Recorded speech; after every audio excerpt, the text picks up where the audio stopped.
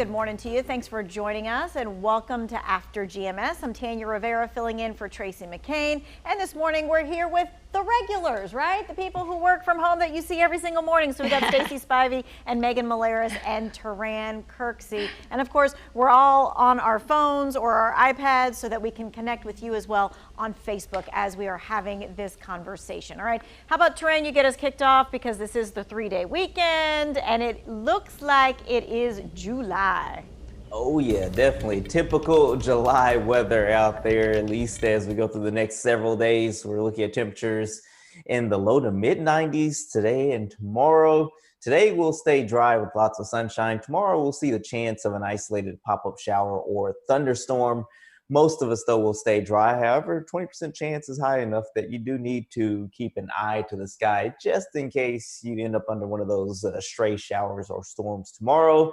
And then as we go through the second half of the weekend, we'll see a better chance of more scattered shower and thunderstorm activity with that rain chance coming up to 40% Sunday. And we'll keep that rain chance in the 30 to 40% range as we go through next week. But notice as the rain chances go up, the temperatures will start to come down. We'll see high temperatures most of next week in the mid to upper 80s.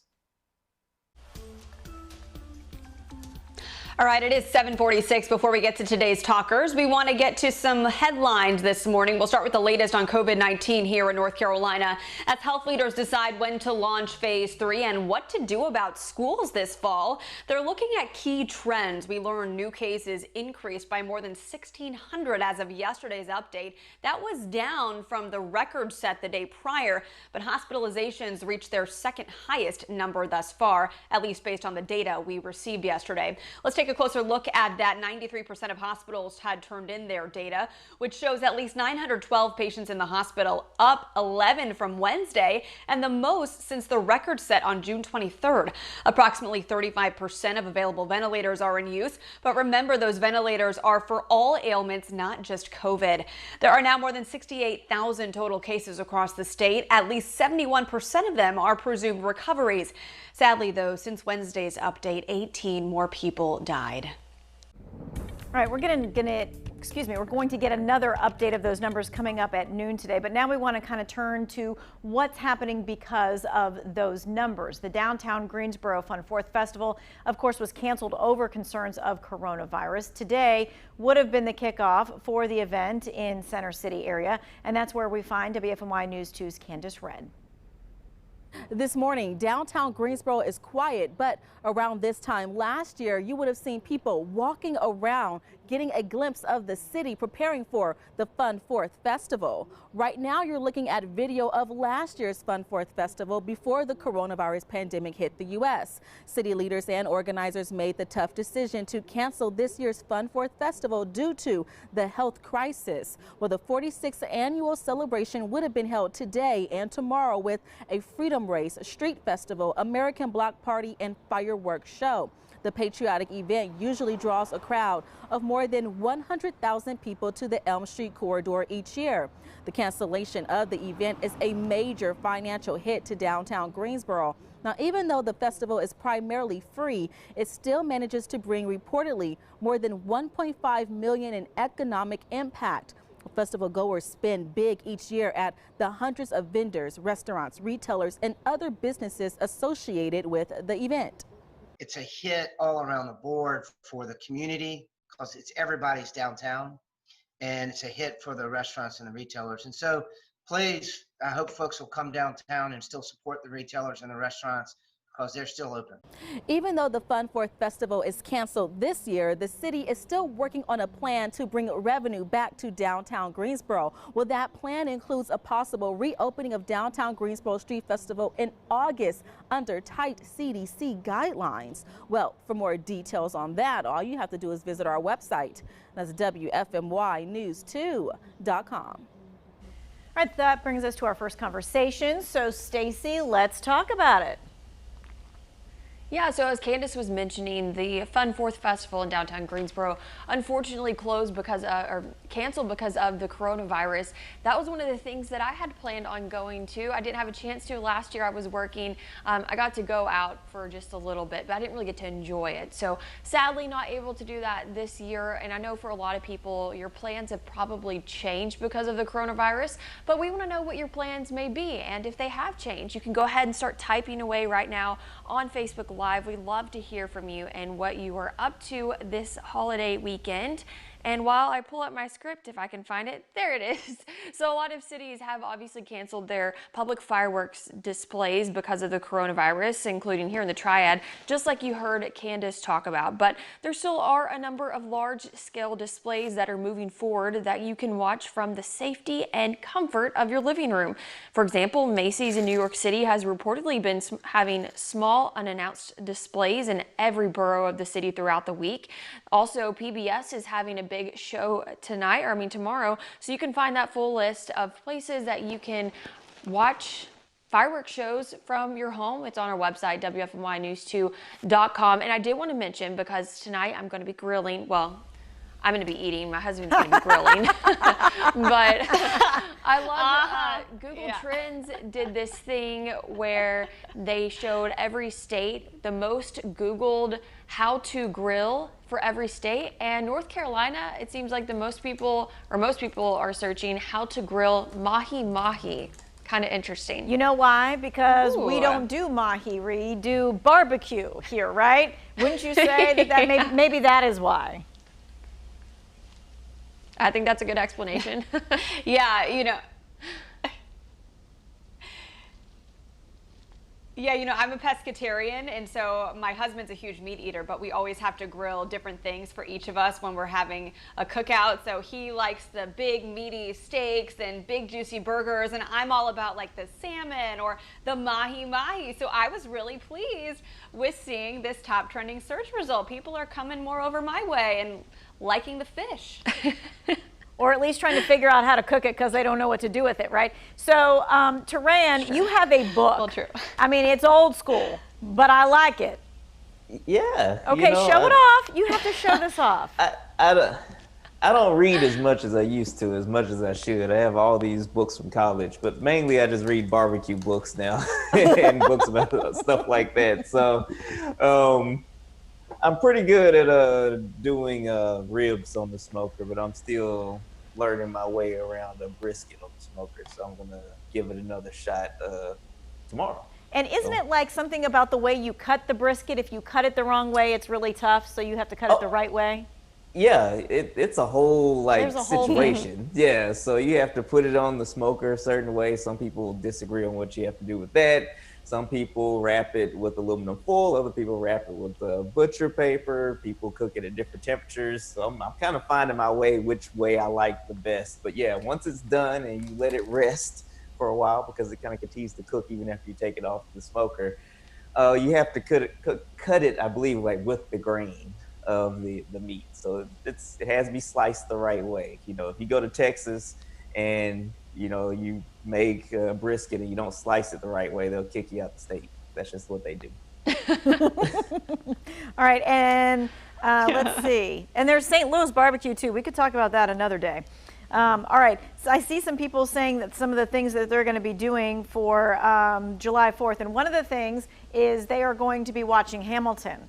So I really am curious. There have to be people who have already watched the entire thing since it went live at 3 a.m., don't you think?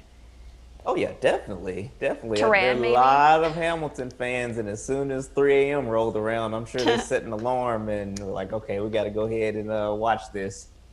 I wasn't one of those people, but I will be watching it probably sometime today. Right. Okay. So we're also going to be talking about masks, Stacy, because that is one of the things that we've been talking about. I think it was California or Texas, or maybe both, that were mandating masks and possibly fining people. Yeah, California, some cities there, like West Hollywood, for example, has said that they're going to fine people $300 if you're not wearing a mask. And actually, yesterday, the governor of Texas came out saying that he is allowing officers to fine anyone that's not wearing a mask in certain cities. And here in North Carolina, things are a little more lenient. While the governor's executive order didn't specify that officers could give fines or citations to people not wearing a mask. He did say, however, if a business refused service to someone because they weren't wearing a face mask, then law enforcement officers could get involved and give a fine for trespassing. And some of those fines were pretty hefty. I think it was like something like $300. Yeah, $300 in California, $250 in Texas. That's a lot of money. That is a lot of money. They did say, though, that they were going to give them a written or a verbal warning first. But I then think to myself, unless that officer sees that person twice, like, how do you even know that they got a verbal warning or a written warning at another time? Right. Go ahead, Megan. Yeah, that's true. As far as yeah, well, Boone obviously implemented the mask mandate before the statewide mandate went into effect, and Boone had said that they were going to give people 3 weeks to be able to get used to this before they started issuing those fines. So we're, I think, getting close to that 3-week mark, and it'll be really interesting to see, especially because Boone is one of those mountain towns that gets a lot of summer tourism. How are tourists going to react, and who is going to be doing the enforcing and the fining? Are the police departments there capable of trying to add this to their plates to do it? I think overwhelmingly people have less of a problem with wearing the masks themselves and more of a problem with being told what to do. So Yeah. I'm not sure if they're going to be further put off by the idea that they could be fined from this and then just not do it at all, or are they going to come up with some kind of a medical exemption for why they don't have to wear one? Right, We'll and see. I think it was also Myrtle Beach. I think it was just yesterday. They said that they're going to require masks if you're inside, in a store, in a hotel, common area or whatever, and that's going to happen for the next 2 months. So I think people, when you Yeah, start North Myrtle traveling, had voted on it earlier in the week. go ahead. I'm so sorry, Tanya. Yeah, there's this delay. Obviously, it's a fluid Facebook Live, so we're all kind of chiming in here. But yeah, North Myrtle Beach implemented the mask mandate earlier in the week, and then regular Myrtle Beach implemented it yesterday, saying that you have to wear a mask in all indoor spaces where social distancing is not possible. So any retailer, any shop, I would think that the Tanger outlets in Myrtle, which are very popular during the summertime, you have to wear masks. And so it's just going to take some getting used to, I think. But as more cities and more states start to implement these mandates, this is going to become a part of normal life, if not already. All right, so Taran, I don't know if you have an opinion on that or if you have an opinion on this. Someone just said, my Fun Fourth plans are grilling out and having my Star Wars Independence Day weekend marathon. That's going to take up the whole weekend if you're watching it's more than 9 movies now if you include the standalone ones. What's that, 10, 11, maybe 12 movies, something like that? Yeah, your whole weekend is taken up doing that. How are you going to be able to grill while you're watching the movie? Oh, wait, put the TV outside. Never mind, that's perfect. That will work. I might have to do that myself. That's a pretty good idea. The rain chance will be low, so it actually will work out if you plan on doing that, especially today, tomorrow. Yeah, it's a little bit better chance. Okay, well, that sounds like a good segue. So how about we actually look at the 7-day and pick that apart a bit? All right, let's talk about it. Here we go. So for today, we stay completely dry. It's just going to be hot, okay? High temperatures in the low to mid 90s. When you factor in the humidity, it's going to feel like it's in the mid to upper 90s at times. You're going to be outside for an extended period of time. Make sure you stay hydrated. The same can be said for tomorrow. Tomorrow's mainly dry. And I say mainly dry because if you look at a map, most of the area will probably miss out on the rainfall, but there'll be a couple of pop-up showers or storms in any given location. So the chance of rain specifically at your house tomorrow, when you even everything out, do the math, right around 20% or so. That's high enough where you do need to keep an eye to the sky just in case one of these cells pop up, because if we do have a thunderstorm pop up, even if it's a small one, it could produce some locally heavy rainfall for a few minutes, also some lightning possible as well before it moves on out of your neck of the woods. Better chance of more widespread scattered shower and thunderstorm activity by Sunday, and then we'll keep the rain chance there in the 30 to 40% chance 40% range as we head on into next week. But all in all, 4th of July not looking bad, kind of a typical July day for Saturday. So, at least the weather is going to cooperate for the most part if people are going to be outside grilling or kind of doing some stuff around the house with their family. Hey, Megan, did you see the person's comment from Charlie about how many movies and episodes and all that other kind of jazz? If you didn't, I will tell Taran. Yeah. Okay, 11 movies, 9 episodes, 2 spin-offs, Taran. That's it. That's what it was. I was To one be off. exact. There you go. Wow. Yes, he is a fan, and we are a fan of After GMS. Thank you all for tuning in this morning. We do this every weekday at 7:45. Just a chance to kick back, relax, and have some lengthy conversations with you and get your opinions on some of our hot topics. So we wish you all a safe and very happy 4th of July holiday weekend. Pack the sunscreen. You're going to need it. And we'll see you back here next week. My alert went off on my iPad, letting me know I have tomorrow off. Yes. Hopefully we can stay out of the 90s tomorrow as I attempt to enjoy a day off. No, you can't. There you go. It's going to be hot again. Enjoy.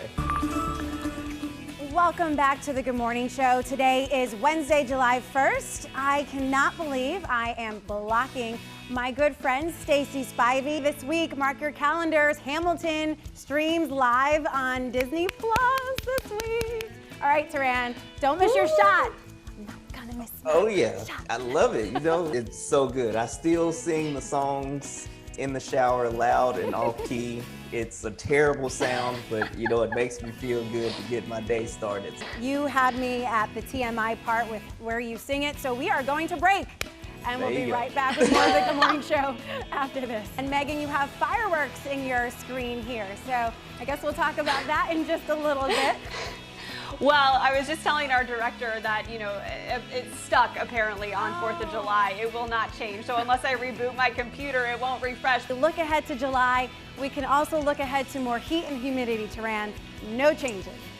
That's right. Back to you. Good morning. It is 5 Thursday. It's 5 Thursday. It's 5:30 on Thursday, July. Taran, it wasn't that funny. That works. Taran, not that funny. Right. Take I'm a good. minute. I'm good. Carry on. Carry on. Thank you.